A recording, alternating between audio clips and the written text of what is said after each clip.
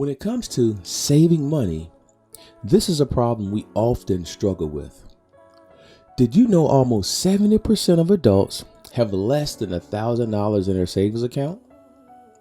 If there is an emergency, the AC unit goes out in your house, or the transmission goes out in your car, that's it. Your savings is all gone, and you are either borrowing the rest or putting it on a credit card. For many, this type of debt is a way of life, and others are living paycheck to paycheck, and there's a large amount of people on welfare. People always tend to think that they will start saving more money when they start earning more money. But the sad reality is, the more you make, the more you spend. When we get that first good paying job or big pay raise, what do? We go out and buy another car, or we upgrade to a new home. Increasing our savings is the last thing we are thinking about. And if you are guilty of this, you're not alone. If you are in that majority of people with little to no money saved for retirement, this presentation is for you. Hey, what's up, family? I hope you guys are having a phenomenal start to your day. Listen, if you're 30, 40, 50 years old, no money saved for retirement, you are not alone. Many people out here are having struggles financially, and a lot of times they just need to redirect their sources of income, right? And we're going to get into that.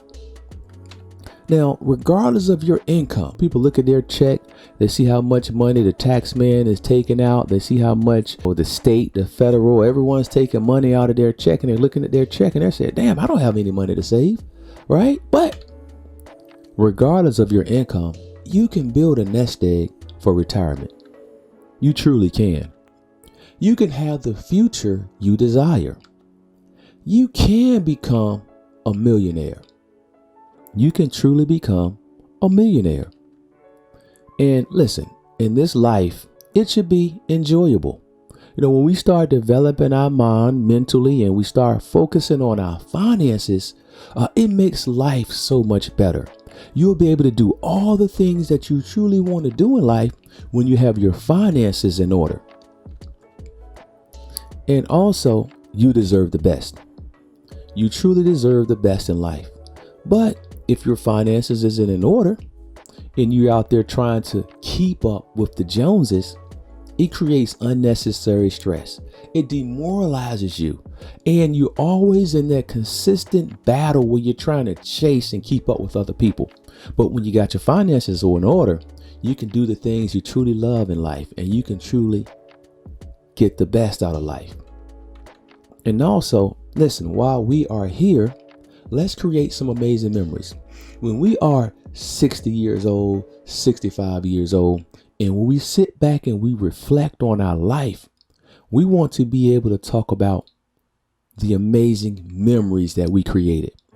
We don't want to spend our 60s and 70s telling the younger folks that I wish I would have saved more money.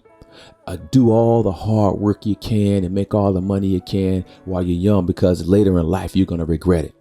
Those are the things. Those aren't the things you want to be in your 60s and 70s saying.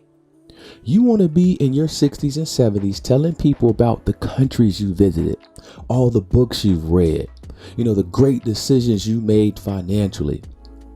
And you want to be able to tell young kids that if you can do it, they can do it. That's what you want to do. That's how you want to be in your 60s and in your 70s. All right. Now let's get started. Now let's talk about some strategies when it comes to retiring rich. And one of the most popular budget rules is the 50-20-30 budget rule. Now, this rule states that you should spend 50% of your after-tax income on needs and obligations that you must have or must do. The remaining half should be split between 20% savings and debt repayment and 30% to everything else that you might want. Now let's take a look at this example. So this person probably make around $1,100 a week. After taxes, he's probably bringing home around $700. Well, that's $2,800 cash money that's deposited into his bank. Now, 50% of that equates to $1,400. Now we're going to use that $1,400 and we're going to put that towards the mortgage, the rent, food, utilities, your phone bill, car insurance, car payment, the necessities. We want to have that 50% set up for necessities only. Now, 20%. We want to take a look at that 20%, which equates to $560, and we want to dedicate that to paying off credit card debt and savings and investing. And also this 30%. So you see that 30%, that's $840. Now we want to commit that to vacation, entertainment, and clothing. Now, this is the beautiful part about this breakdown. When you see the $840 per month, do you need that money, that amount each month for clothing, for entertainment, or for vacations? You may can allocate $300 a month saved for yearly vacations, and then you can roll $100 into credit card debt, savings, and investing. You can roll an additional $100 in there for credit card debt, savings, and investing. So now instead of you having to pay $560 in credit card debt and savings, now you could actually put $760 in there. All right, so this is a beautiful strategy to use. And once you develop the mindset of using this strategy here, it's going to change things for the better. It's going to make life different. It's going to make life better. All right, now how can we effectively do this? Now, this is something that I actually do myself, and I've been doing this since 2006. Strongly consider opening separate bank accounts. One bank account for household bills, transportation, insurance, etc. Another for another checking account and savings account. Now, when it comes to the additional checking and savings, this is what I've done since 2006. I went across town to SunTrust Bank and I opened up a bank account. And in that bank account is the money for the necessities, the mortgage payment, the insurance, the electric, the gas, the water, the garbage. And so those are the things that's going to be withdrawn out of this account. Right? Now, follow me. Now I'm going to open up another checking and another savings account. Now, I have that main account going, and so I take a look at all of my payments and I add them up. Then I may add an additional $100 or $150 total going into that account. Now, I don't even want a card to that account. I went and opened that account up. The lady said, "Hey, do you need would you like a card?" Nope, I don't want a card for nothing. I don't want to ever have to go or withdraw money out of this account. If I do, I have to drive across town to withdraw money. So now I have the money that's going in for bills, and I have additional money going into that account. And now what can I do? I can build money in that account, right? So that's actually helping me save additional money. And that's going to be important later in this presentation.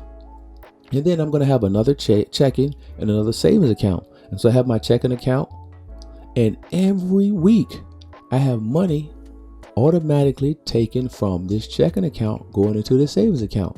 Now, it doesn't matter how much it is. You could start with saving $5 a week, $5 a week transferred into this account, and then eventually move it up. You're not going to miss $5. Start then, you want to increase it to $10. So these are strategies that you can use to increase your savings, and it won't be that much of a burden on you.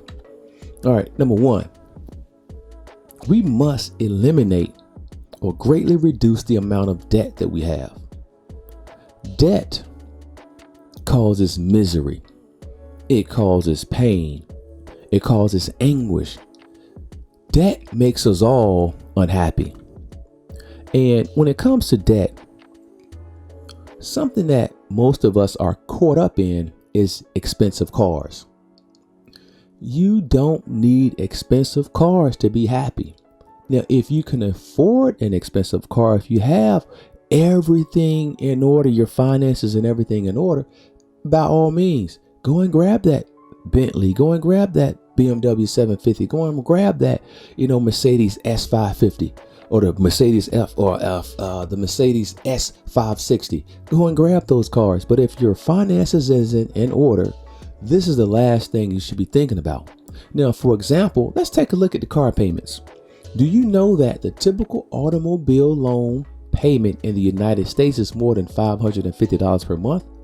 And that the total loan debt in this country has reached more than $1.1 trillion. That is crazy. And now think about the amount of insurance that you're going to have to pay on a new car. Another possibly $200. So you're looking at around $800 total. $800 total for a car and insurance. Next, credit card debt. And I'm quite sure you guys have all heard this stuff before, but the more you hear it, the more it should reinforce the importance of removing these problems from your life. Credit card debt is ridiculous. Now let's take a look at the American credit card debt statistics and key findings. The average American family credit card debt is $6,270. The total outstanding U.S. consumer debt is $4.2 trillion. And the total amount of credit card debt is $807 billion. It is important that we try to get out of these statistics. It is important that we try to reduce and eliminate as much credit card debt as we can. As long as you continue building up enormous debt, you will never, ever be able to build up the financial wealth, to build up retirement account that you can truly enjoy in your later years. And also, when it comes to movie apps, they started with Netflix. You have the Netflix account, that's $12.99. Then you're going to pay Hulu, $6.99, or Disney Plus, $6.99. And every time they hit you with a new app, mentally, you say $6.99, that's not much. But when you have 12, 13, 15 apps that you're paying $6.99 on, that adds up. That truly adds up, and you don't want to be a part of that. So take a look at all the apps that you have, write them down, list them, what's important to you, and then you'll often find that you're not even using most of those apps. All right. So what we want to do is we want to take a look at all that unnecessary spending when it comes to these movie apps. All right. Now, when it comes to wasteful spending on material possessions, oftentimes it's done because we're looking to impress other people. There is absolutely no reason why you should have some $800 jeans on, some $1,200 tennis shoes on, a $300 shirt if you don't have any money in the bank. We should not be living paycheck to paycheck like we are, but ultimately it's because of these type of decisions. We need to really take a look at how much money that we are spending when it comes to material possessions. And when you start to reevaluate how much money you're wasting on material possessions, you're going to create a huge cost savings that you could begin using that money to invest in other areas of your life. All right, so let's reevaluate. Let's reevaluate how much money we are spending on material possessions. Bars, clubs, and restaurants. This is another place where we spend an exorbitant amount of money on bars, clubs, and restaurants. And there are some people that feel the need to always be at the bar on Friday, always be at the club on Saturday, always be at the restaurants, posting their pictures on Instagram. There are people that just love to spend their money on restaurants, but it doesn't make sense. If you're going to spend $100 on a bill and you only have $500 in the bank and probably $300 saving and probably no money saved for retirement, that doesn't make any sense, family. So let's reduce that type of spending. But before I go there, I want to talk about this here. The 45 to 54-year-old age group spends on average of $7,230 on food away from home, which accounts for 40% of their food expenditures. $7,000 that people are actually spending eating out. That equates to $600 a month. If you need to eat out 4 times a week, let's cut that to once a week. If you need to go to the club 4 to 6 times a week, Let's cut that to once a week. If you need to go to your favorite bar 3 times a week, 12 times a month, let's cut that back to 3 times a month. Let's start taking a look at places and ways in which we spend our money, and let's drastically start reducing those ways, okay? Let's reduce the ways we spend our money, and I guarantee your life is going to get better. Your life will be better because of it. Now, 30 years old. If you're 30 years old, you're asking yourself, how much money can I save and invest to reach $1 million by the age of 60? All right. Now, if you're 30 or 40, I'm not going past 60 because we need to be in positions where we are making sound decisions, investing in our future. Because at 65 and 70, you don't want to be working. You don't want to be concerned about money. 60, as a matter of fact, 55, you should be on cruise control. Life should be a breeze for you. If you're 30, you're trying to get to 60 with $1 million in the bank. By the time you get to 55, the last 5 years, it should be cruise control for you. Life should be awesome. You shouldn't be caught up into worrying about, what am I going to do? I need to work until I'm 70. Not if you're 30 years old. Now, if you could commit yourself to saving and investing $500 per month, by the age of 60, you will have saved over $1 million. Now, if you save and invest that money and it grows on average of 10%, which is the national average, if you can commit yourself to doing that, you will have $1 million. It's possible. It's really possible. Now, if you're 40 years old, you still have time. You still have time if you're 40 years old. Let's look at the chart. Now, if you saved for 20 years, on average, if you can save $1,500 per month and you invest that money into a brokerage account, which is a nice blend of stocks and bonds and things of that nature, and is averaging 10%, over the next 20 years, you will have over $1 million. Trust me, it's possible. It's very possible. Now, if you're at the age of 50 and you have no money saved, there are some things that you're going to have to do quite differently. You're going to have to take a look at your debt, whether it's selling cars, selling homes, downsizing. You're going to have to make some serious adjustments to your way of life if you're trying to save money. And so what I did here, I made another chart going from 50 to 65. Now, if you want to go to 70, you can go to 70. But if a person is 50 years old and they save $2,000 per month, they invested that until the age of 65 into an account that averages 10% annual returns. By the age of 65, that person could have $766,000. Now, if you went out to 70, that person could have $1 million. But when you're 50 years old, 65, we want to be on cruise control. And so if you have a home, if you're 50 years old, you may want to downsize on your home, take some additional cash, put it into that account. If you have cars, you need to really reconsider, reevaluate the things that you have in life if you're truly trying to save and be in a comfortable position by the time you are 65 years old. Okay, family, listen, I'm planning to 55. I want to be on cruise control. 60, we're going to be sitting pretty. 65, we are enjoying life.